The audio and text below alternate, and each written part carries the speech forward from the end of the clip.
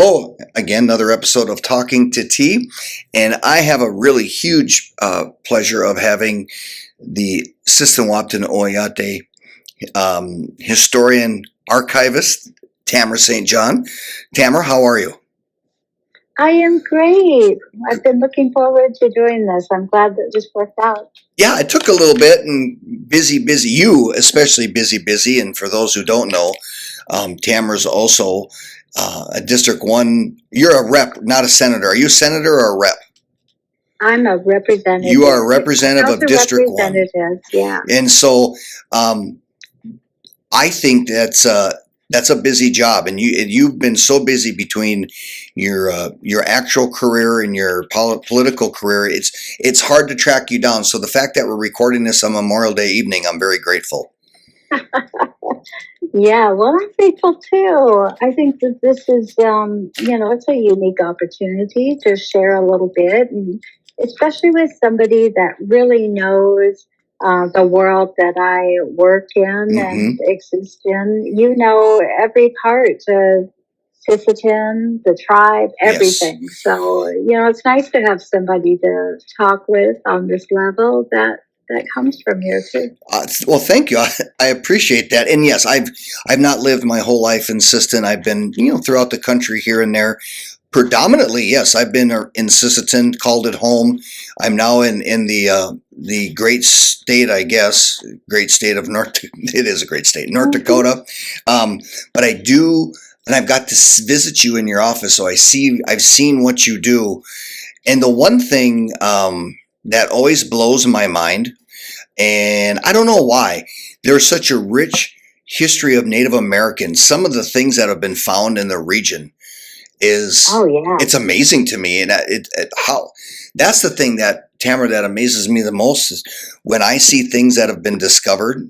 It's like, this is things you would think about watching the History Channel or something, National Geographic Channel. And it's right in the backyard of the Sisseton-Wahpeton Oyate.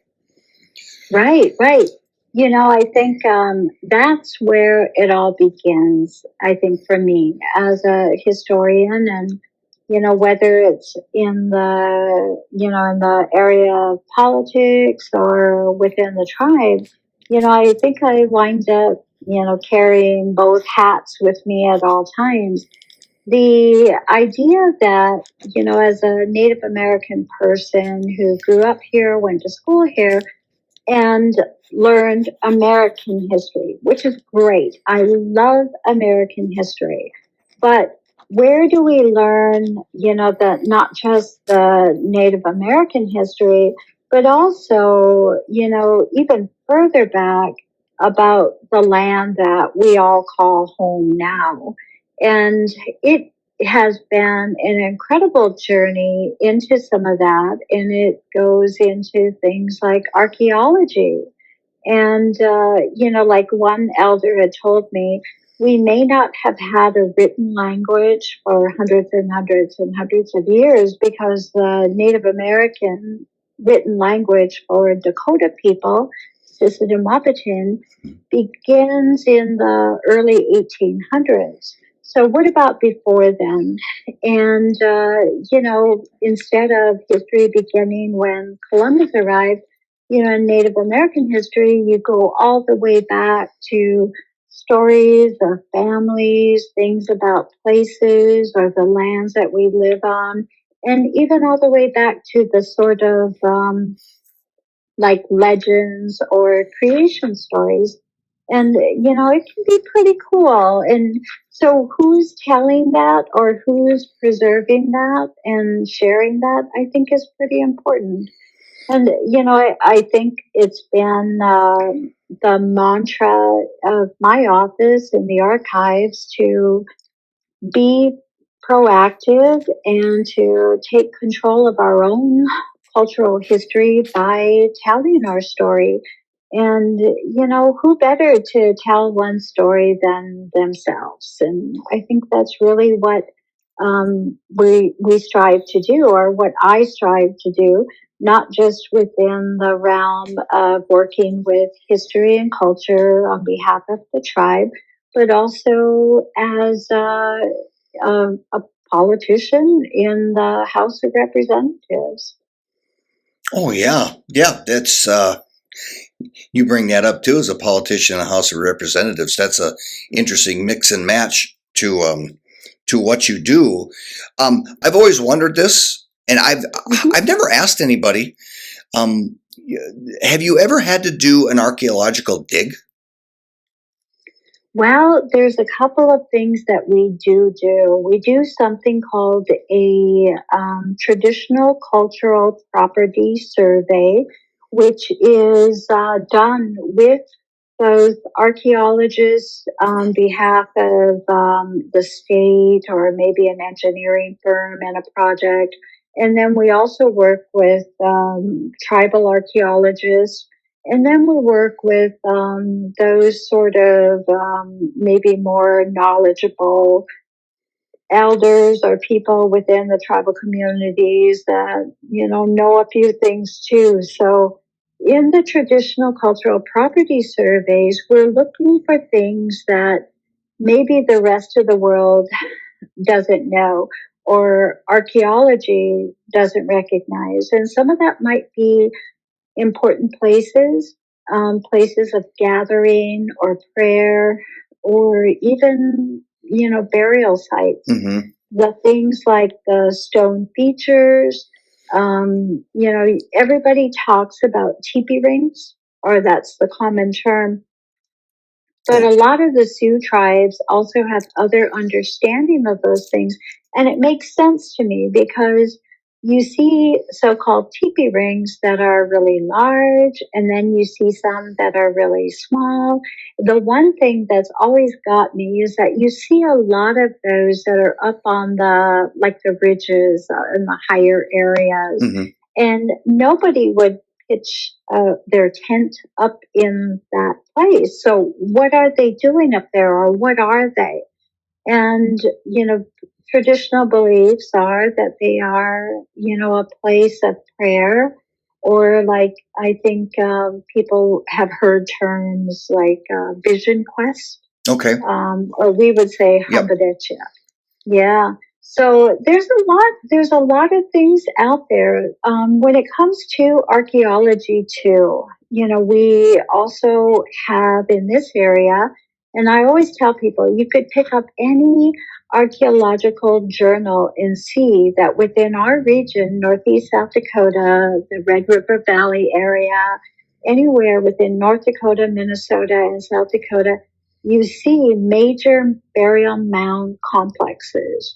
And we have really important ones along Lake Traverse called the Doherty Mounds. We have some up by Enemy Swim called the Palmer Mounds.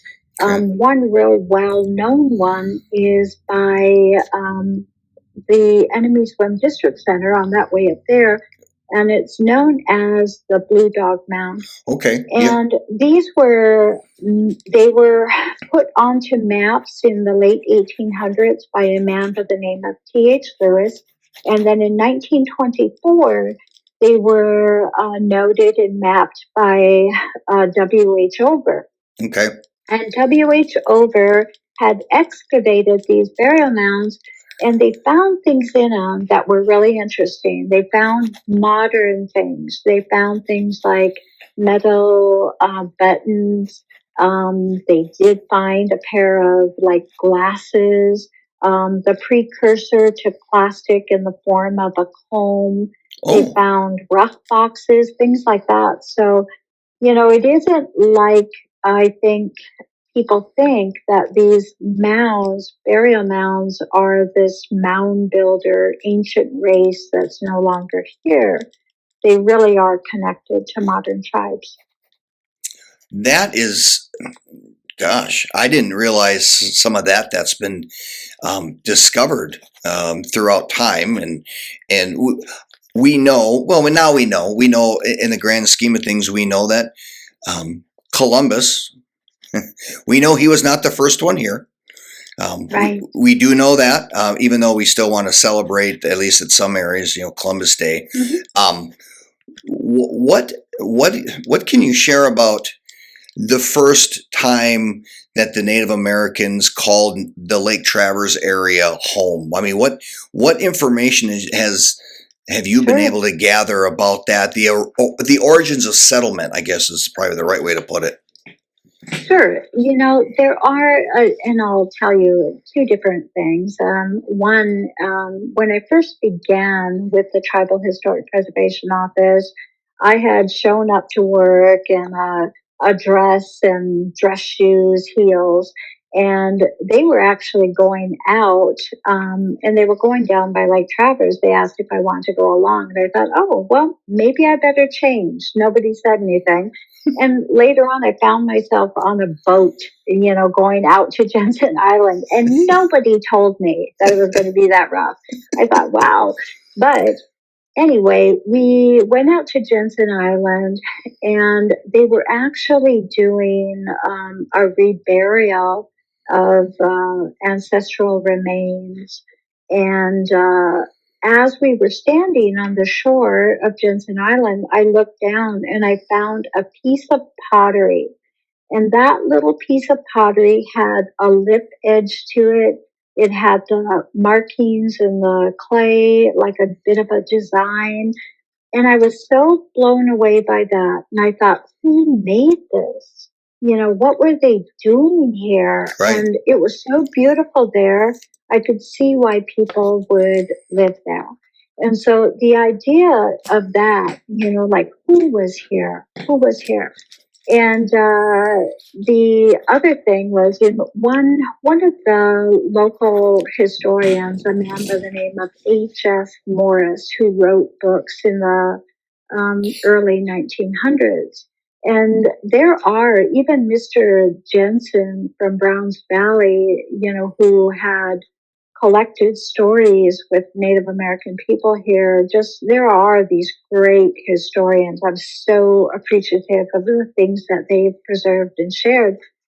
He had a written letter from a man by the name of Michael Renville, and that was dated in, I believe, the late 1800s. Oh my. And Michael Renville is saying that he was talking about a time years before when we were not yet the seven council fires of the Great Sioux Nation or the Ochate Chacoin.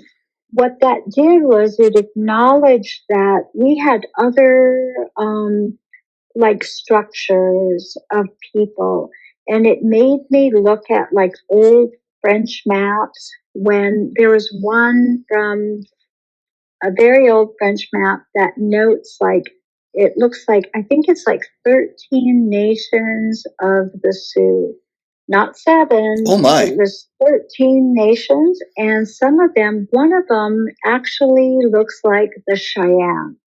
Oh. And it is just incredible. So, of course, everything evolves. Who we are evolves. Where we live, evolved. So, even in this area, for our people, the Dakota, we know that at times we were up into what's known as Canada now, Wisconsin. We're a very vast Aboriginal territory. But within this area here, even along the North and South Dakota border, there is an area where William Riggs, the missionary, notes these fortifications that remained there that were of the Cheyenne and their lodges. Okay. And so, there were people, other tribes that lived in this area and left their sort of footprint, here too. So it's amazing to think about so much that, went on, many, many years ago. Or even the concept of, time immemorial when you think of the creation stories. And then, of course, that tie to the land, because this is where we fed our families. This is where we buried our loved ones and where we have places of prayer. So, those things I think are a completely different way of looking at the land that we now call, whether it's South Dakota, North Dakota, or, Minnesota, which is our former homeland. And what you discovered from the French maps, this was before the United States was the United States, correct? This was before the government got control and moved certain tribes around the country. Is that correct? Am I understanding that right? Yes, So that is correct. Oh my, that's way, way, way, way back there. Yeah, it is. That's and what there are, when people want to, I have quite a library. And so depending on how somebody wants to research, I mean, there really are, there's quite a bit of information beyond, I think, what we, tend to look at on a regular basis when we look at even Native American history.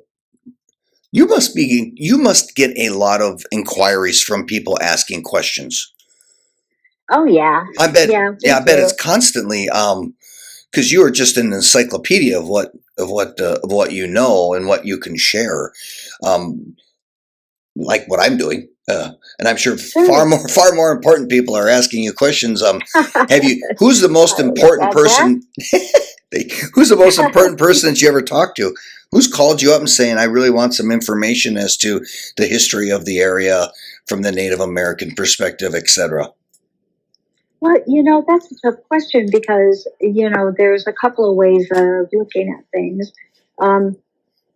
Number one, when an older person, I don't care if they're from the farming community or the Native American community, when an older person comes into my office, I don't care what deadline I have, and I've done this ever since, I began working here.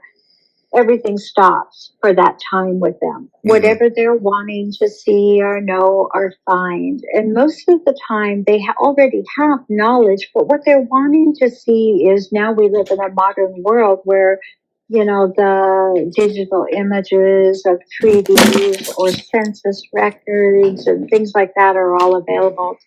We once did, outside of that, a presentation in Minnesota about the 1862 Dakota War, and it was the Minnesota Sesquicentennial. And how do we acknowledge this year that, any state would celebrate, but not a celebration for Native American people? Native American history is so hard. And, it wound up being titled Commemorating Controversy. So how do you tell these things? And we wound up taking it to the Smithsonian, mm-hmm. and the director at the time, had hosted us. And, that was to me at one point, like maybe 25 years ago, I would have never thought that, I would have that opportunity. Right. So, it really depends. I consider the director of the Smithsonian probably equally as important as, some of the elders. Truman Nelson here from our community, okay. Or, like Vine Marks and others. I've had some great conversations with people. And one thing that I tell people that I love about Native American history, I said, even if you don't have a basic foundation of Native American history, I said, you can pick one up fairly quickly by speaking to tribal elders. They're more than willing to share their knowledge, which you don't always get with certain cultures. And they will sit down and they will teach you so many things that have been passed down to them from time to time to time. And that is a wonderful thing to still hear about because, well, let's be honest, my culture, I come from a German-Irish perspective, and my family came across in the early 1900s, and they didn't, not only did they have just limited knowledge of their time in their respected countries, but when they left, didn't have internet. You had snail mail, and that would take months to get across the Atlantic. So that part of history started to slowly get watered down as well. So when and I'm a historian I'm a history buff. I'm not a historian. I'm like, no, no, no. I'm a history Mm-hmm. buff, and I'm always Mm-hmm. interested about my family tree, but I have to get it through things like ancestry.com, et cetera, et cetera. You can sit Mm-hmm. down with native elders and they can share things that's been taught to them from generations and generations ago. Mm-hmm. And it gives you Well, that, it gives me that, Tamara, that appreciation of this is what history really is supposed to be about to me. right, right, right. I agree with you, but I also think that, they're so interconnected in our area. And it's just been this thing, even on social media. I don't know why for the past month or so, I've just been so engaged with that. How many stories of friendships, relationships that we have in this area. One of my favorite ones is from Webster, and it's a woman by the name of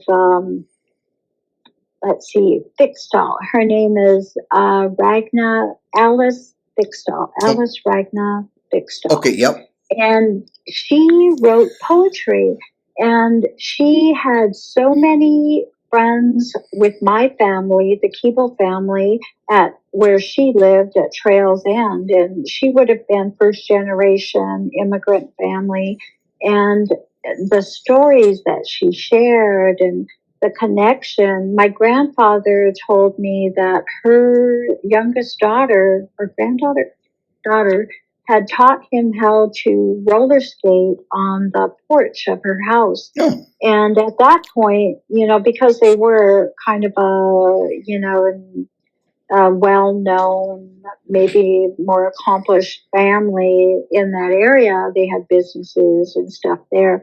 And for this little Native American boy in 1924, for the way that that family treated him and his father and others, true friendship, and that carried on through the years. It was so amazing to me. And there's stories and details. Someday, if I ever write a book, it's going to be about some of that story, and it includes her. And so I felt that so much that I had reached out to the family to thank them for that relationship and preserving some of the tribal history that now I carry with me because of her. And the granddaughter, told me that her grandmother always said that she and her family wouldn't have survived here had it not been for their native friends. And so, like, the idea that um, it all begins to me with genealogy and researching family history. And even on a lot of Native people now also have those family histories that go, back to other parts of the world. And like, for example, my Robertson family, they come from Scotland. oh, And there's a huge story that's just amazing. And it kind of reminds me, it has Freemasons, it has kings and the Queen of Scotland, or mm-hmm. Queen Victoria. Oh, there's just amazing stories. So many people, I think once you start to research that and see it all. And then when you were talking about your family, I thought about another thing that Lakota elder by the name of, let's see, what is her name? Cecilia Fire Thunder. Okay. She had asked when we were at the Dignity statue a couple of years back to honor all women, including the settler women, the immigrant women that came here, because their families also suffered hardships being separated from their loved ones, like you just described. And also that many of them suffered language loss, not being able to communicate here, and so many other things. And I thought that that was an amazing, profound statement by a really well known Lakota elder, and talk about mutual respect and appreciation. Um, I think that is really, that's the history world that I like to live in. Yeah, that's a pretty powerful thing that she asked for, that she requested, because Mm-hmm. we forget about that too. I mean, do you think about it?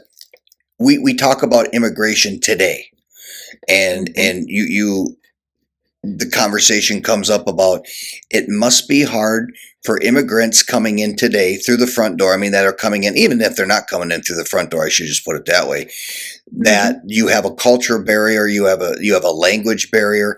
How are they getting through life that way? And you have to stop and think, well, for heaven's sakes, that's been happening for generations. People coming to this country for whatever reason that they felt they needed to come here for, and not knowing the culture, not speaking the language. That's really, to me, I take a step back on that all the time. I say, okay, what if I went across to, let's just say, Algeria, not knowing the culture, not Right. understanding the customs, not speaking the language? I don't care how brave you think you are, that has to be frightening as all hell. Oh, I can just imagine. Yeah. You know? Well, when you mentioned that too, now I'm kind of thinking of how that difference in language, even with tribes, in how that language barrier affected things like treaties or negotiations related to lands and things of that sort. And how did these things, there were a lot of things like that to overcome. Being, having to communicate with translators. And I have a document in our collections that was donated to us, and it's actual legislation from 1934. It's the Howard Wheeler Act, which is a pivotal time for tribes. 1934, that's the Indian Reorganization Act and the establishment of the more modern type tribal governments. And it's the first document of its kind that I saw printed by the government printing office in Lakota language. And Oh, I just thought that was just amazing, because how do Native people, translate words that were not a part of, like legislation? right. What's the Indian word for that? Yeah. It's pretty amazing. It really is. I mean, everything evolves, though, and times change. I think I always try to remember that, as certainly somebody that works with history and I live within that realm. I spend a lot of time within it, but it's not the lens that I see the world. We have to see the world in a modern way and what's happening today, and not within the lens of the past. And I always tell people that, I could talk about broken treaties, even genocide or tribal history, Native American history, all day long, and never make anybody in the room feel like they did something, because, there isn't anybody present that was a part of bad federal Indian policy, 200 years Right. ago, that's Right. responsible Yeah. for that. And most of the time, it doesn't matter if it's, like you had mentioned, Irish history, which is, interesting to me, German history, also interesting, and, or Native American history. We're all, here and now. We all, as we know better, we do better. And, new day, new age. Yeah. And it probably the biggest example of that is sitting on the floor of the House of Representatives. I was looking at my desk, and the desks are really old. And another representative, Charlie Hoffman, had told me that these desks were made in, like, I think he said 1912. And I thought, wow, how Wow. cool, 1912. And I thought, in 1912, I would not have had the right to vote as a woman, True. That. because Yeah. until the 19th Amendment, right? Right. So I would not have been at this desk. And then as a Native American person, I would not have been a citizen of the United States until the Citizenship Act of 1924. So, this place, when I look at it, was not built with me in mind. Nobody then would have ever imagined a Native American woman sitting at that That's a good point. I'd never, you're right. That desk in 1912 it did not have you or any other woman in mind at the time. That's Exactly. yeah. I want to get back to, you talked about language barriers. How much Sure. different, and I know a little bit of the answer, but I don't want to come off as I know everything. How much difference, is there a lot of language barrier between Dakota, Nakota, and Lakota, for example? Oh, now there is, it's really considered dialect, but there are things that we say differently. Okay. And, like, for example, if we say, we would say Pidamaya, with a D, Dakota. Okay. And Lakota would say Pilamaya. And so with the L.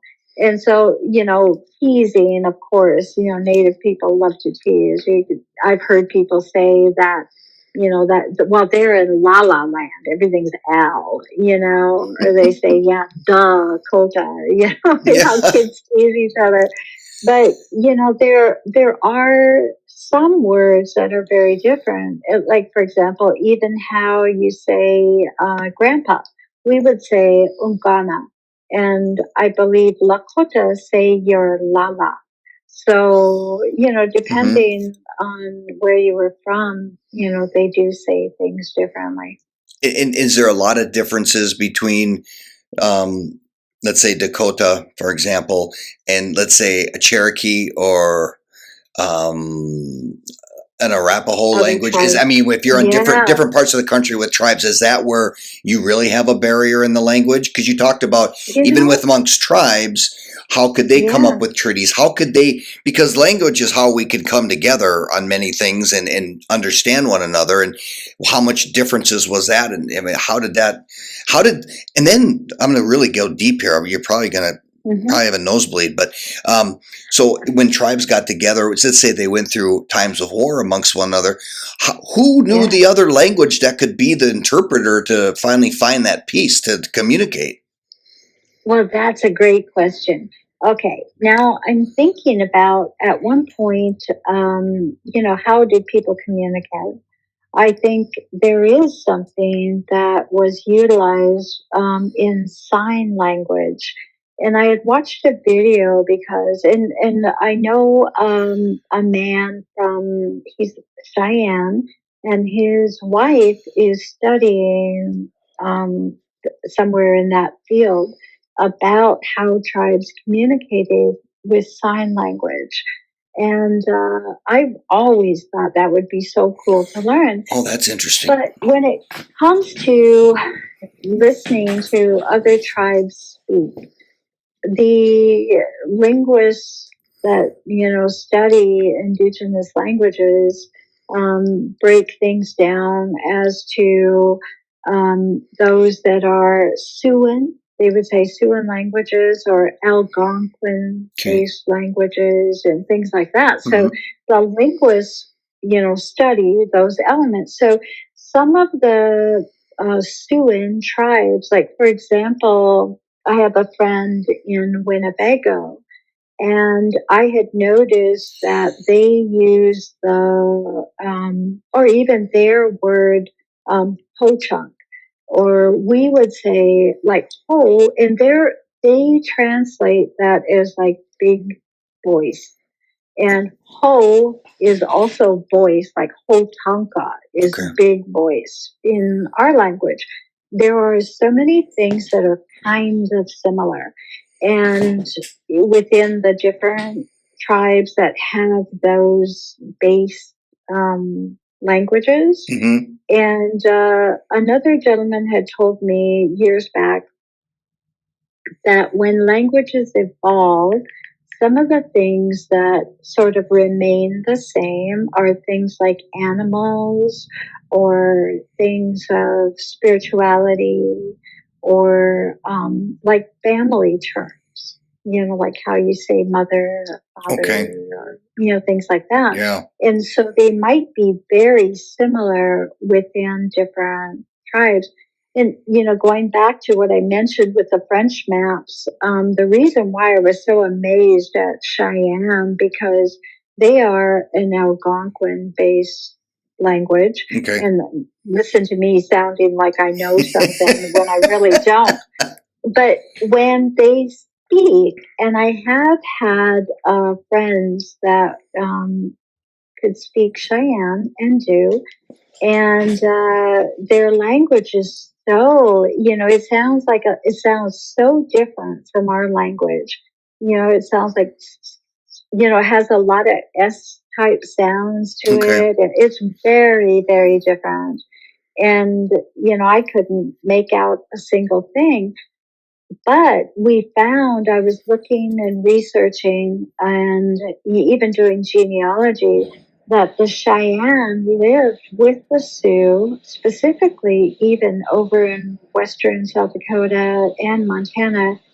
The Oglala and Pine Ridge, their connections with the Cheyenne, where they're so intermarried, and even in the early 1900s, the agents would do censuses noting those Cheyenne families that were in Montana with the Oglalas that were with the Cheyennes, or vice versa in Pine Ridge. So, the fact that they are so connected, but their languages are so incredibly different, I always just thought that was just amazing. But yet, there were things that within things like songs, or I was reading in a book where they were talking about some of their ceremonies and different societies, and I looked at one word, and it said Wotapi, and I had asked the Cheyenne person, "Hey, what does that mean?" And they said, "I don't know." I said, "Well, that's a Sioux word." And they said, "Well, all I know is it means eaters, like eating." And I Okay. said, "That's what it means in Sioux. It means to eat." So it's interesting that we would even have, that sort of intermingling of. But I have to tell you a joke. Okay. I'll tell you a joke. Good. I had a friend. I was doing a presentation for the great. It was like the Great Plains Museum Association, and it was down in Sioux Falls at a conference center there. And because I was doing the keynote, I had took the opportunity to share this joke that a friend of mine had told me.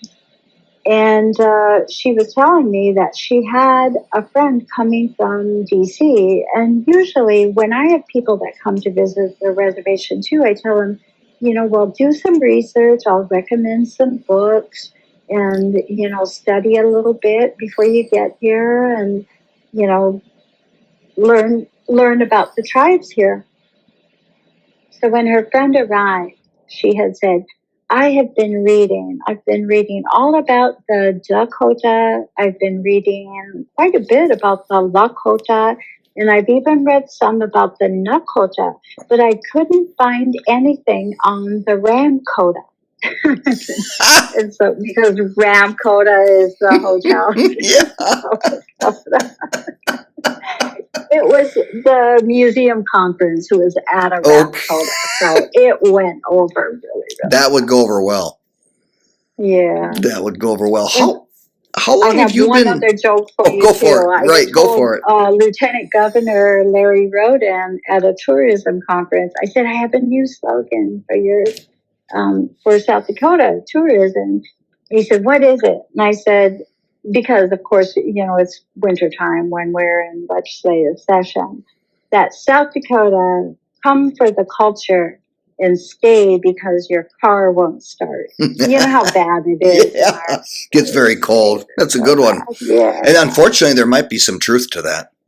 I know. Yeah, yeah. All laughing aside, there are some people that would probably listen to the show and think, "Oh my God, that's not funny. It's true. Yeah. Yep. It's not funny. It's true." Absolutely. So how long have you been in your job as an archivist?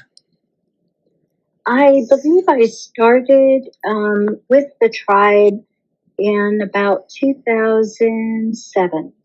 Okay, And it really originated from genealogy, and I had amassed an archives related to not just family trees, but of course, as we were just discussing, when you research family trees, you really have to learn your family history itself, culture, and language. So I had a big archives, and they found some room for me and put me to work, and it's just grown and grown ever since. they've really dedicated a lot of time and effort to make sure um, you and your staff can go get and to bring back history. If I may, I believe that I think that's a true statement. They've made sure you've been able to really bring back history for the Sisseton-Wahpeton Oyate and just for everyone in the area to learn, so we know more about Yeah. this area. I know for a fact, and I'm going to bring this up. You went. We talked about a year ago in the summer, and you were working on a project to bring. Was it three young people home Yeah, from somewhere out? two boys. Two boys. Mhm. I want people to understand how deep some of your work goes. Can you explain that? What you Oh, did? sure. That one is, it's related to a subject that I think we hear a lot about now, maybe didn't so much before, but of the boarding schools. And when you break down Native American history, there's the era of removal and things of that sort. And when it gets into assimilation, those sort of policies, and part of that is boarding schools. And probably the hardest thing about any boarding school story is the separation from family and the lonesome, the hardship of being so far away. And, it went on into, gosh, the 1950s and 60s. For many families, it was an incredibly destructive thing. And, like even my own father was a survivor of a very notorious boarding school. And part of it is like, how do you parent if you weren't parented? Or how do it just really destroyed and separated a lot of things for a lot of families. So when they talk about, um, trauma being passed down generations, some of those things I think can be really real in this. In this instance, this was the very first, and that is at Carlisle Boarding School in Pennsylvania. Okay. And in the fall of 1879, these boys, and there were 5 children that had attended Carlisle, and they left in November 6th of 1879. Jeez. And the one boy, the very, very first child to die there, was only there 20 days. Oh my. He arrives on the 6th, and he dies November 26th, so only 20 days. And his name was Amos LaFramboise. Okay. And there were other children that died there. For example, the son of our chief, Gabriel Redbill, his son John dies there as well. But he was brought home by his father. And another to die there was Edward Upright, or his father is a traditional chief by the name of Wa'anata from Spirit Lake, or Winds Up in Spirit Lake. Anyway, the boys were both buried there at the Carlisle Cemetery. And for some years, the tribe had sought to bring them home and bury them with their families. It was very clear to me in research and looking at the letters that families did, want their child to come home. And whether it was a lack of resources or an inability to force an issue. I saw letters where mothers had said, one man said, my wife would like to gaze upon her child one last time, please, And the short story is that many tribes were making decisions about bringing their children home and to not leave them there. Carlisle now is an active military base. So it was the Department of the Army, and it was a 6-year struggle, battle, at times related to the policies, the lack of acknowledgement of federal Indian law in the form of NAGPRA, or Native American Graves Protection Repatriation Act, that was passed for these sort of things. The Army felt that they were exempt from that law, and they were essentially choosing to enforce a military type ceremony or policy, military cemetery policy on these children that was not their story. And we had to be very assertive about it. They are not soldiers. They're not GI. You don't have a right to, require that only 2 people can come to, they'll only support 2 people to come Right. and get the child and do the sort of things that you would do. In all due respect to our servicemen, especially and women on Memorial Day, I mean, these are very important things, but they are not the story of our children that were there. So we had engaged the help of a team from the Native American Rights Fund, a national powerful attorney organization that helps tribes. And I was extremely fortunate to be able to find a connection to ask them to help us. And we traveled to Carlisle after we had created a plan of action, which was essentially a memorandum of understanding that neither side, we did not waive our federal rights, and the Army did not waive their or budge in their, view that it didn't apply. And we went to this place where I saw the place where children were brought. Their hair would be cut, their clothing taken from them, where they were, required to speak only English, and, this great change in them. And, something that would have been very traumatic, and, the goal of which would be to strip all of them, from their identity, their cultural identity, their ceremonies, their prayer, every bit of who they are as far as a Native person. And it amazes me that we went there, and we went there with culture. We went there with song. We went there with even regalia, related to Dakota identity.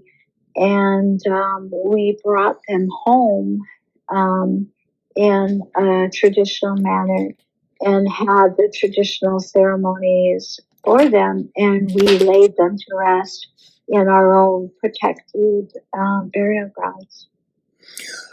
Not to put this back in your lap, but obviously that was a stressful time. Well, it had to be stressful for the families involved to finally get this closure after, generations. That gets passed down. How much pressure was it for you to make this happen? I think it kind of falls under, one of those things where you don't realize when it's actually happening. It's almost a bit of a survival type thing. To navigate it with all of the different elements not just our tribe, but Spirit Lake, our sister tribe in North Dakota, to when I made the connections and what they were asking me to do under their ceremony, I'm sorry, under their military cemetery policy was to identify a next of kin. A next of kin to a child that died in 1879 at the age of 13 is really impossible in a modern sense. It's just incredibly difficult to do. And not wanting to accept the idea that we as a tribe, as a sovereign nation, are going to take care of our families, take care of our elders, and to get this done, ultimately take care of our children. And so, it was a huge, huge undertaking. I think I knew at a certain point that it was going to be emotionally charged, like you're really facing the black and white, the reality of what happened. And really, I think the level of research, for example, the one little boy, his name being Edward, the picture of him, he's this adorable little boy, and how he was so excited to come home. He had learned to make like tin cups and plates and, those sort of emotional elements of it, to watch the disinterment and then to, bring him home in that physical sense. So the spiritual element of it, the emotional element of it was incredibly hard.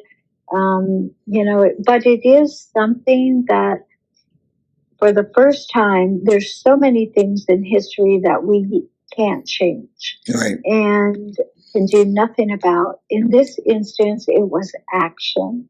We did something. We brought them home. And the army itself, I believe that we left, as friends. I consider them friends.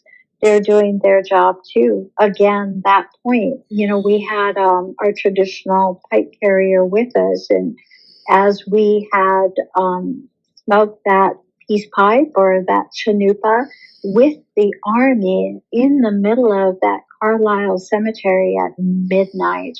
And one of the things our spiritual leaders had said, reminding everybody that the people with the army, the people that are here and doing this work with us, they were not present when all these things happened. Right. And, we don't hold hard feelings. And it was just an amazing, powerful experience, even for them.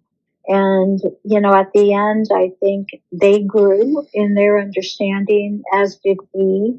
And I think it's probably the one major experience in my life where I feel that we actually did accomplish something that, empowered and really examined something. It was every element of scary and hurtful and pain and, but at the same time, the unity together, having both tribes together, having so much support in going through this, I think, ultimately it was incredibly powerful. I don't know that I can think of a bigger survival story than going to the very place that was supposed to strip us bare of everything, culture, language, song, and bringing all of those elements there to bring our child home. History, you're always taught that, you should always learn from history. We need to learn from history. And I think what I just heard from you is we have to learn not to be angry because of history for the reasons you just spoke, that this occurred well over 100 years ago. The people now involved obviously were not around. And everybody has a job to do. And the fact that it was powerful for both sides, not just for the families, for yourself, for the Oyate, but for the United States Army, once it all got figured out, and how it seemed like everybody got on that same page and did the right thing. And that's where we have to learn. Our history didn't always do the right thing sometimes, but we learn from it. And we have a Right. whole new generation of people that are connected, that are ready to do the right thing. And for me, I don't know if I'm a deep person. I don't know if I am or not, but there are times I really introspect certain aspects of life, and history sometimes falls in that category, to Mhm. where that's where we're learning from history. This is why we should be, you would hope we'd be a better society, because of learning from history. And this, I think what you just told the viewers, the listeners, and myself, to me, that supports my little theory of history. Exactly. Exactly. I agree 100%. Because you can get mad. German history is what it is. We all know about World War II. We all know about Nazi Germany, but that's gone. That's in the past. For example, my Irish ancestors came about because of slavery. There was Irish slaves. Now, I don't Right. necessarily know if they were actual slaves. That part I'll never probably get, but there was a lot of dissension. Not just the potato famine that you hear about in the history books of Ireland, but there was other things Mhm. going on in Ireland. And I have family members who aren't that interested in ever going back to Ireland to learn, because they think it was, perhaps that's what was going on in Ireland, and their family was caught up in that, and they were slaves and they were fleeing. I honestly don't know, but again, geez, that's 4 generations ago, 3 generations ago. I don't hold that Mhm. grudge. I would like to. I bet if you went back to Ireland myself, that there would be obviously a much different tone. The world's different. The world's changed, and I could get the answers that I was looking for. And I think we have to learn to, when history does not do well, and it does not play out well, that can't hold that grudge. We need to continue to learn from it and move on. Somewhere along the line, Tamara, whether it's political or social, why aren't we learning from our history? I think that we are. I really do. And maybe I'm just, optimistic. I could look at things and say, no, here we certainly aren't. But I think, I see all around me people that, are, I think, level. And, not to drag all of this into the political spectrum, but, there are, I think, a lot of headline readers. We love the provocative. We like the, sound bite. And, not everybody takes that time to really look into, the why or what's really happening.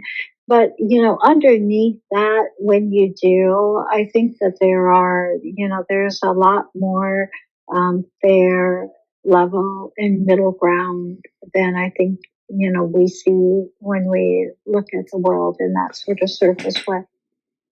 I that I yes, I pray that, and you are very optimistic. You're a very good deep thinker, and you see the good in everyone, for as long as I've known you anyway. So, people Mhm. listening, listen to Tamara, because she sees the good in all. She sees the good in all. Um, in your office, and you have a ton of archives. What is the most fascinating thing that you have in your possession? Something that blows you away, that I can't believe, we have this. I can't believe this is here. I can't believe it was found situation. Right. Let's see. There's probably a couple of different things. There are things that come, and you've even brought things that we were when we were looking at the Bible, and how it had writing related to my son. The impact of that was absolutely huge. Hmm. And not just even. And I always think of it in terms of, maybe this isn't necessarily me or my family, but I know whose it is. And sometimes that connection, that whether it's a written word, handwriting, or a knowledge that somebody touched this, can be something pretty powerful to others. As far as like really cool objects, there is one thing that an archaeologist friend, he and his wife worked with us for years, and he had donated this little girl's beaded teepee. Oh, And I'm not able to really pinpoint a date on it. I certainly say early 1900s for okay. sure, if not older. And the fact that it has like the little holes for when you put the sticks into it to put it up and take it down. It's really a child's dollhouse.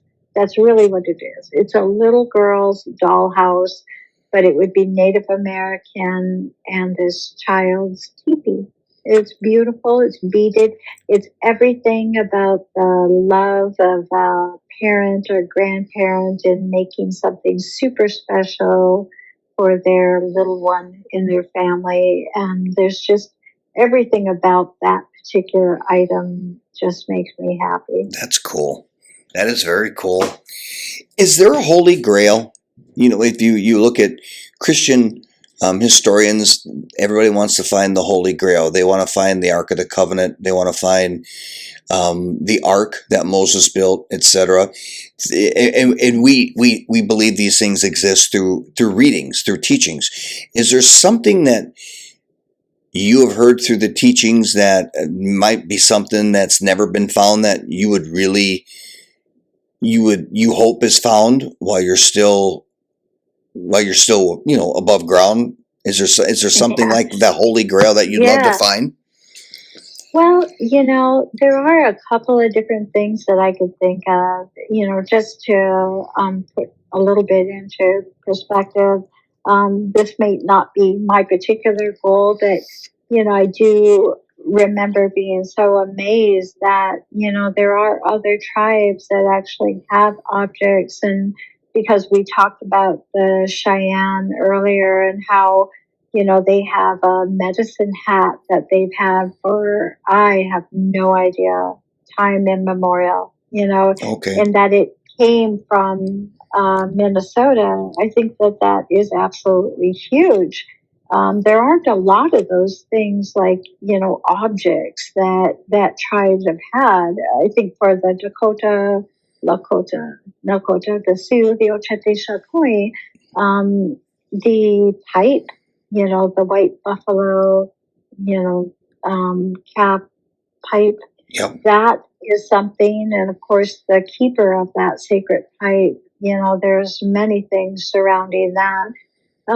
Then even I think I have something that I watch for and I think about, but the odds of likely finding this are probably pretty low within our area, and I won't say exactly where, but in one of the burial mounds when it was opened, and I found this manuscript when I was researching. Mm-hmm. It was partially accidentally uncovered in the early 1900s, and they had uncovered the remains of a young woman, and she was buried in an upright position with an apparatus that held her chin up, very regal. She was somebody obviously important. And she had, it said, in her arms, the skeletal remains of a child. Oh. And then it said that she was actually pregnant at the time. And it said the fetal finger bones, so small that they were difficult to count.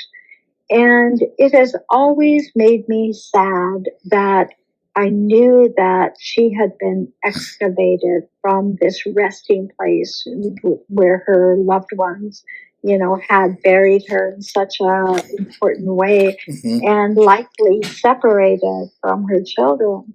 And, because we do a lot of work with museums and we look at the NAGPRA type claims that are out there, I always look for the possibility that there be something that somebody would say, anything that might relate to her, and to see if we could find that, and maybe lay them to rest the way that, her family had intended. Are non-natives pretty respectful of the burials, of the mounds, or if they run across a burial that might not be known or hasn't been known in the past, or any other archives that look like it might have come from the Native American settlers? Are they non-natives pretty respectful of getting a hold of somebody, or just doing the right thing in general? I would hope You so, know, but you never know. in our area, there are some pretty amazing people in the Good. farming families or ranching families. Out West River, there's this incredible, it was nominated to like a national landmark type status. It had petroglyphs. I won't get into the details of it, but a ranching family had protected that for years. Oh, And we have people in our area that know what they have on their lands, and they call us and tell us. And, in some instances, like in one which is a little more south of our area here, a gentleman was older in years and knew that he didn't know for sure that what he knew was on his land would be protected, and he wanted to try to ensure that. So I would say, yeah, historically, when there's development and important projects, and whether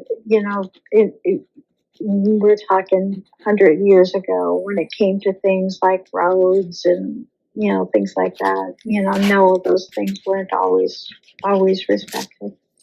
was there Lake? How familiar are you with Lake Agassiz?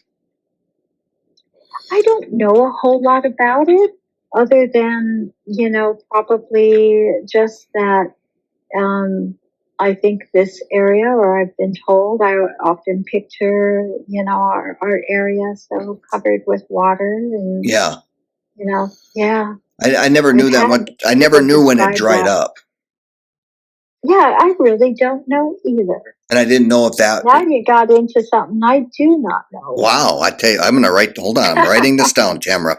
I've always been I'll know fascinated. by the next time I talk to you. I'll know everything You about will. I know you'll have the answer. Because if you go on the North Dakota South Dakota border along I-29, and in the rest stop, there it. is a stand, or there's information, I should say, about Lake Agassiz and the size of it. And I've had farmers tell me that if you look carefully enough, you can see the ridge line of the lake. And of course, it was massive. I Wow. mean, millions and millions and millions of square miles. But I cannot, for the life of me, and I should have looked this up before we got together here. I, for the life of me, couldn't remember when it dried out. I didn't know if there was Native American settlement when at that time late in its existence or not. I just, since I had you on here, I was going to ask you. Sure. Well, I think, there's been so much said about the so-called Browns Valley man and the age of that discovery down in Browns Valley. It actually turned out to be a woman. And, I think that there are still more and more discoveries that, take place as far as, and I think, you know, the old ideas of the land bridge, or things like that, may not. Um, I think a lot of people believe otherwise now, and I think there's a whole lot more that we can learn in all of it. I think, yeah, I think we'll always keep learning as long as we keep trying. We're getting kind of long in the tooth here. Sure, I have a question that I think people are interested in. I know they're sure. interested in, because I've been asked, and I don't have a clue. So I know you know. How, Sisseton is that whole area is a huge tourist area, which people who aren't familiar with the area are really taken back by it, and they don't understand how many tourists come through. Do you mingle with throughout a summer's time, and that come out to the Sisseton-Wahpeton Oyate offices and come into the archive, your office as the historic and archivist, the tribal historic preservation area? How many people do you see a year? On a regular basis, I have often said we could probably do at least 2 or 3 tours per week. Oh my. And they can range from large groups. We had an incredibly large group from Germany yeah, it can really, really vary. And, or it could be people just traveling. There was one group they called themselves the Boys of, I want to say, um, it was in the 50s, and they had a kind of a cool name for themselves. And they had all grown up in South Dakota. They had all gone to different parts, different states. They still remained friends. And they would come back to South Dakota and find somewhere to meet and explore. Okay. And what a cool thing to do. Yeah. And they happened to pick, Sisseton-Wahpeton. It was my pleasure to give them a tour and talk to them. There is so much value in it, though, that I think, it's probably my biggest goal to develop a visitor center, and certainly not just me. We have an amazing team with the Tribal Historic Preservation Office, along with, the support from the tribe, to build a visitor center archives out by the interstate and sort of by the Dakota Connection. That location in tourism is just gold. It's just fantastic spot with Highway 10 and then the interstate. So, there is, I believe, a need for it. There's so much that people want to learn and know. And like I said before, who better to tell our story? Usually when we're done with a tour, and I go places and do this too. I was up at Fort Abercrombie some years back, and when I was done, I had put up just our teepee and talked the entire day. And, there was so much there that people were like, where do I find this? Where do I find more? Is there a book, or is there, and just being one person is really hard to be able to provide all of those things. But, our goals are to train some of our younger tribal members to do, be involved and to share history and stuff like that, and have a place to do that. And you're right. Because for those that do head to Northeast South Dakota or live in that area, you're right. There's such rich history. There's so much that one can explore. And outside of tribal history, you have Fort Sisseton or Fort Wadsworth, which the cavalry had a station there. And I was always under the impression that that fort and the tribes always had a very fair understanding of one another. Is that how you know it? I think there's a couple of, of course, there are no, black and white ways of seeing, history. But yeah, there is to the element that the scouts and, the Native American scouts, like Gabriel Renville and some of the others that actually were a part of what I believe their actions to be were trying to protect their families and trying to suppress the violence of the times. I mean, the 1862, the so-called Minnesota Massacre or the Dakota War was a horrible, violent time. And so to have those Native people that were serving the U.S. Army as scouts to try to find not just peace and safety for families and feed their children and things of that sort, those are the things that led to the establishment of our 1867 treaty. And so, to that end, yes, they were very connected. There were also, of course, the opposite too. Yeah. There were things that resulted in death and destruction of way of life, and yeah, a lot of those elements too. Again, that's just another branch of the history tree one can travel down.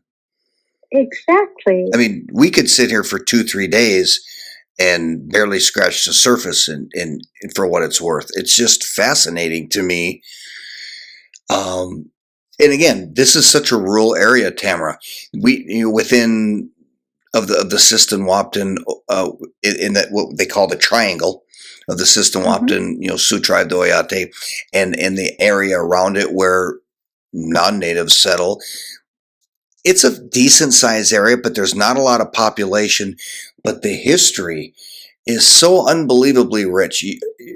You could have a round table of people that are privy to the information and could talk for days on the history of the area, and it would probably blow most people's minds that they didn't have a clue. Mm-hmm. It's fascinating. Do you teach a lot of your constituents in Pierre some history from time to time? I think we do when it comes to, oh yeah, we have amazing conversations, but, so many of them are teaching me things too. I think we all learn from each other. Oh yeah, that's probably the best way to learn. So that's probably the best way to learn. Tamara, we're going to have you back on again and just keep going, because I have a litany of questions that we didn't get to, and it's kind of getting late for us old people. And but I've enjoyed it. We'll have to have a part 2, and maybe at that time we'll see what else you're doing. But Tamara St. John, you do some unbelievable work that kind of behind the scenes. People know who you are, but it's amazing what you do that probably many people don't know either. Not that you're looking for the glory, but you do a lot of great things behind the scenes and a lot of good for our area. And I'm pretty grateful to have gotten to know you and visit with you. And I'm sure a lot of people feel the same way. And thank you for coming on, and we'll have you on again. I would love that. We will visit. A great conversation, and I really appreciate it. Yeah, well, you're more than happy to talk more. Thank you so much. And for those of you listening, thank you so much. This has been Talking to T, and we'll catch you again and have another great chat with, I'm not sure yet. We've got about 5 people in the hopper. So just follow us on Facebook and our YouTube page, and we'll keep you abreast. So everybody, you take care.